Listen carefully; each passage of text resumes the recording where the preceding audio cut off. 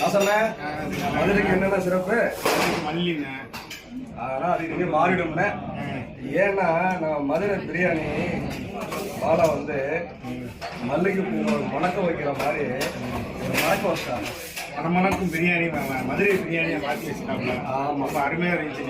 நம்ம ஊர்லலாம் பூ போல இட்லி சொல்லுவாங்க தெரியுமா? அது இந்த இட்லியை பார்த்து தானே சொல்றாங்கன்னு நினைக்கிறேன். மதுரை குண்டுமணி மாதிரியே ஒரு பூ போல. ஆமாம், அவ்வளோ அற்புதமாக இருக்குது. அடுத்தது திருநெல்வேலிக்கு என்னென்ன ஃபேமஸு? அல்வா.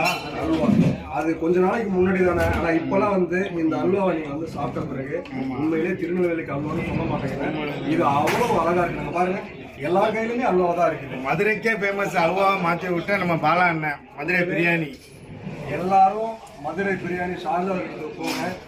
இருக்கக்கூடிய ஒவ்வொரு அவ்வளவு அற்புதமா இருக்கு. வேற லெவலு. அருமையான தாய்க்கு சாப்பாடு நீங்க போனா அவ்வளவு அற்புதமா இருக்கு. வடை இருக்குது, முறுக்கு இருக்குது, விதவிதமா இனிப்பு இருக்குது. பார்க்கும்போது பசி எடுக்குது.